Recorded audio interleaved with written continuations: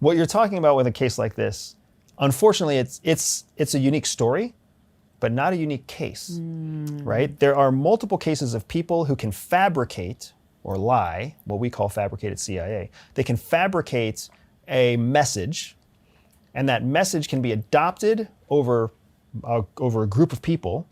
And from that group of people, once a message is basically just an emotional statement, once that message is shared with that group of people, each individual in the group is now hearing the message multiple times over, not just from the source, but from the other people in the group, right? This is a fantastic example of this is whenever you go to a local restaurant, when you find like a local haunt, you go to your restaurant because you love it. Everybody else who's in the restaurant, guess what they're thinking? They love being in the restaurant. So then when you tap somebody on the shoulder, like, hey, isn't this the best coffee? Hey, isn't that the best pie? Hey, isn't this the best steak you've had in a while? Of course they're all gonna agree with you, right? It's from somebody from the outside coming in, that outside perspective is what tells you if you're actually dealing with something that's quantifiably or objectively better, which is why we all trust reviews of restaurants online more than we trust individuals who just say, oh, you should check out that restaurant. Nowadays, somebody's like, oh, you should check out that Greek restaurant down the street. You're like, oh, I will. Google map, check that restaurant. Oh, it's only got 3.2 stars? That lady didn't know what she was talking about. That's how we work now, because we trust an outside opinion more than a micro opinion inside the community. I think that might also be then why cults work, right? Because you've got 10, 20, maybe 100 people all saying exactly the same thing to you. And so it's not just hearing from one leader, it's hearing from their followers as well. So let's just take everything we've talked about and apply it to a cult, because it's super valuable to understand how cults are developed. A cult is a perfect example of know, like, trust happening in real time. You don't even know the cult exists at first, right? And honestly, you might meet a member of the cult before they say the cult's name at all. So you meet somebody who's already part of an organization that has an ideological belief system that is not in line with best interests of health or mental health or physical health or even social norms. So somehow you come to know of a person who's connected to that ideology. And then as you like that person more and more, you essentially fall into trust with that person. And then what do? They introduce you to the cult. So now you've fallen into trust with a person. Now you know about the cult, and you like the cult a certain amount. Why? Because you like the person, right? It's Greek Orthodox, just like you said, right? So now you're like, well, I'll give this thing a chance because, Jim likes it, so I might as well give it a chance. And then once you're inside that cycle, then the cult is a giant organism that's designed to basically fulfill the needs of the right target of people, the right age, the right life experience, the right whatever. And cults are a unique case because they're totally happy to let the wrong people out, right? So as soon as somebody comes in and they're like, you guys, this is a cult. Everybody in the cult says, no, it's not, and you're an asshole, so why don't you leave? So then all the people who know what it is get kicked out, and all the people who believe it's not a cult stay in. And then you have this echo chamber of bad ideas. And once you are part of that cult, you're afraid of being rejected, because if you're rejected from this, you don't belong anywhere else. That's the right kind of person to be targeted for a cult. And you can very quickly see how they fall from like into trust because they trust that this is where they belong. This is what they deserve.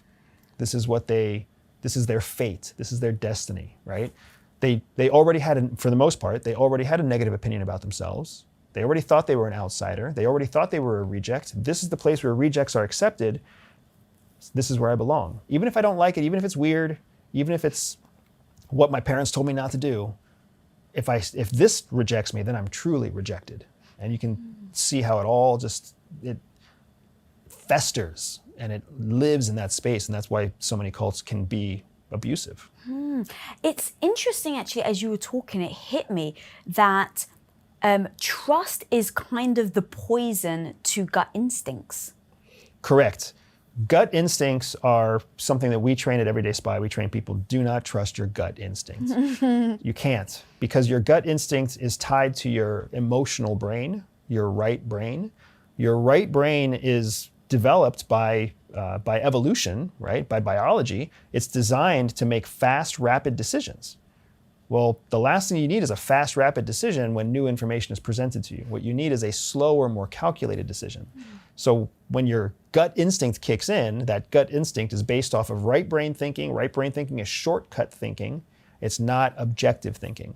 So while a lot of people out there love to disagree and be like, oh no, I trust my gut. I trust my gut. I trust my gut instinct.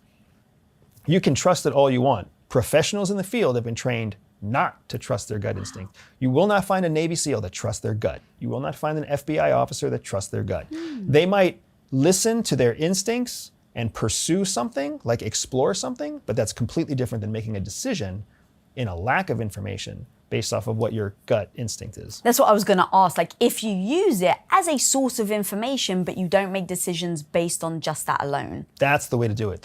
We were talking earlier about trained versus untrained people. What trained people will do is they will understand that there's something catching their attention about a situation. There's something about this that's interesting to me, but why? Remember how I talked about no like trust? When it happens too fast, it's a red flag for CIA officers?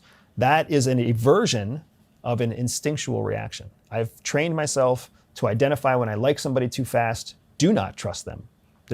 I lose nothing by taking an extra 3 weeks before I trust somebody. I don't lose anything, right? But what I do is I take the power away from them to abuse or manipulate me. All the advantage comes to me. So when your gut instinct is there to flag something to your awareness, by all means, trust that something was flagged for a reason. But then explore what that reason was, explore what the reaction is, do not trust the reaction. Fantastic example, right? When a boy meets a girl for the first time, I mean, it happens in rom-coms all the time. Boy meets girl thinks boy is cute. What's the look on the girl's face when the boy approaches her? She's like, so what does the boy think? She doesn't like me. She doesn't like me. Yeah. What does the girl think? Oh God, he's Why does he like me? Yeah. yeah. But the communication is totally off, right? Both gut instincts are wrong. Both gut instincts are wrong, right? So when a boy walks up to a girl and she makes that face of disgust, the boy has to recognize what he just broke through was the no barrier. No like trust. She didn't know he existed before. Now she knows he exists. So she's got to process through that existence. Do I like his hair? Do I like his voice? What is his face? Do I like how close he's standing to me? How do I feel about being approached in this moment? Oh my God, I have morning breath. Oh my God, I just broke up with my other boyfriend, or I'm running late for whatever else, or I have to poop. Who knows what's going through her head, right? If he can just give himself the confidence, confidence man, if a genuine person can just give themselves the confidence to stand in that awkwardness for a few seconds, that woman will process what she needs to process and then have a response, right? Vice versa, the same thing goes with women approaching men or women talking to men. Especially strong women, when strong women approach a man for any reason, to make a purchase, to ask a question, to make a complaint, to make a pass, he's gonna do the same thing. He's not accustomed to being approached by strong women. So when he makes that face of disgust or when he makes that face of surprise, it is not because he's sexist. It is not because, he's masochist or anything else. It could just simply be, this is new. I didn't know you before. You just broke the threshold of no, which means now my brain has to process whether or not I like what's happening. And they very well could like it. You just got to give them a few seconds to process. Well, there's two scenarios there that I was thinking about when you were talking, because one, it feels like it can be life or death. Like as a woman, I remember I was 12 years old or something, walking down the street and I start hearing a car and it's really slow. And I'm like, maybe they're looking for a house, right? My first thought. Keeps going. It's going at the same pace as me. And so I turn around and in that moment, I was totally insecure. So it's not like I had the confidence to be like, oh my God, could this be something serious? I was like, okay, I don't want to look stupid and run. Of course, that's my first thought as a kid. Like, I care about what other people think of me. So I'm like, I don't want to look stupid and run. But in that moment, I was like, but even if I'm wrong, I'd rather be alive. And so I just ran. Now, a lot of women have those stories where they're trusting their gut instinct and they just flee. You don't know. To your point, it could be absolutely nothing. It could be paranoia, it could be, but we don't necessarily have the moment or the time to pause. And in that moment, don't you think it's better to run than to pause, assess if it is a gut instinct, if it's accurate or not? I'm always one who favors erring in the direction of the most conservative. Got it, okay. Right? Err in the direction of survival. Err in the direction of protection. By all means, yes. There's no reason for you to be unprepared and force yourself to stay in an unprepared situation. So I think what you did was right? If you're uncomfortable, get off the X. That's a term that we use at CIA. Get off the X, because when you're off the X, you have options. Off the X means out of the area of danger. You gain more options by getting out of the area of danger. Staying in the area of danger reduces your options. So by running, you opened up, say, 3 new options, right? Whether or not that was a threat or not, you still gave yourself more options. You were untrained at the time, right? Compare that to a trained person, right? A trained person would have the same experience, the same situation, and what they would do is they would recognize that there's increasing assessment that what's happening right now is not normal. The car coming up, moving at the same pace, being creepy. This is not typical of what I would expect. And you will process that. And then you would take specific actions to gain additional assessment while also giving yourself more options. So I'm assuming you were walking on a sidewalk if the car was close to you, right? Perfect time for you to step up a pair of stairs into a doorway. Does it have to be your house? No, but if it's a threat, what's that threat gonna think? It's your house. Now, when you step up the stairs and go to that door, natural time to look left and look right while you grab the door handle. You don't even have to turn the door handle. And especially as a female, if you do turn a door handle at some stranger's house, you're most likely not going to be perceived as a burglar or somebody breaking and entering. You're gonna look like somebody who just walked into the wrong house. Maybe you're confused, who knows what, right? Maybe you're scared. So by doing that, you've just taken yourself off the X, given yourself more options, and given yourself more information, because you can look around and see what's happening. And now when you look back and what you see is a minivan with a mom and a dad arguing and 3 loud kids in the back, you're like, oh, they were not about to mug me. But if what you see is some scary car with some scary guy who's staring at you and driving by, you just got yourself off the X. And even better, you can now make a phone call to friends, family, police, whatever, and you can report an incident that caused you concern. When you ran away, you have no way of reporting what you just saw. That same car could have gone another block and a half down, found another woman who was not running away, and made a different decision. Hopefully they didn't. I agree. But no, yeah, you're right. So when you're trained and when you're untrained, the real difference isn't your survival. You can essentially ensure your survival by playing cautious Betty all the time. You can hide in your basement and keep your survival up high. A trained person recognizes we have a power to fight bad guys. There's a famous saying out there that says that all evil needs to succeed is for good people to do nothing. So when good people are trained to do something and still choose not to use that training, all we're doing is allowing evil to succeed. So we have to constantly exercise what power we have to improve the lives of others. Not because we are morally obligated to others, but because we are morally obligated to fight evil. God. Okay, so going back to you were saying about if someone's approaching you, if it's a guy or a girl, and you have a weird look and you're like, oh God, it is counterintuitive to what they're feeling and thinking. So now let's take that. Let's say you've built trust with somebody and they start to show you things that don't align. Let's say they're saying one thing, but their body language is saying the other, or vice versa. What are some signs that we can maybe just look for?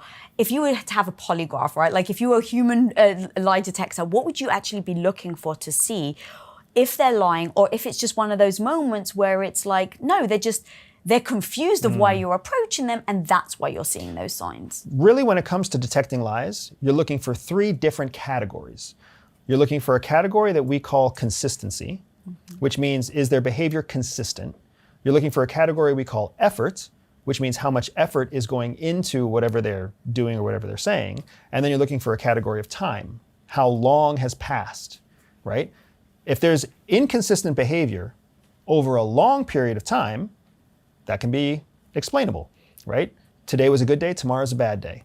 Women go through a monthly cycle that changes hormonally and changes their behavior hormonally, right? Imagine, I'm sure you've seen moments where Tom's having a good morning, gets a bad phone call, has a bad afternoon, right? Change over time, right? Inconsistency over time, over long periods of time, is not something to cause you alarm. Inconsistency over short periods of time is. So when you see people who have spikes in happiness, spikes in sadness over a short period of time, it should catch your attention. That should be a sign of of disingenuousness, right? Or possible fabrication or lying, right? That's one sign. The other thing to consider is effort.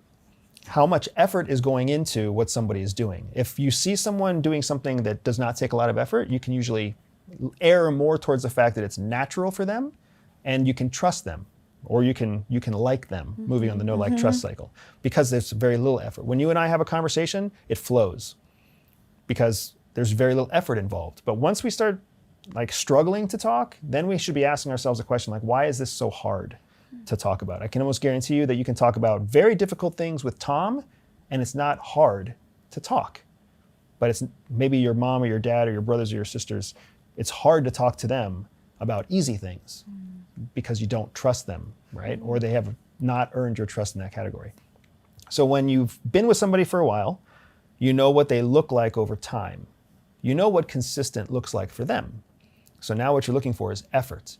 If you see a change in their consistency, especially a change in a short period of time, and you see what looks like effort, huge red flag that what you're dealing with now is somebody who's becoming more dishonest with you, or possibly somebody who's been dishonest from the beginning, but you weren't aware of the signs yet because you didn't have enough time to capture what we call a baseline of behavior.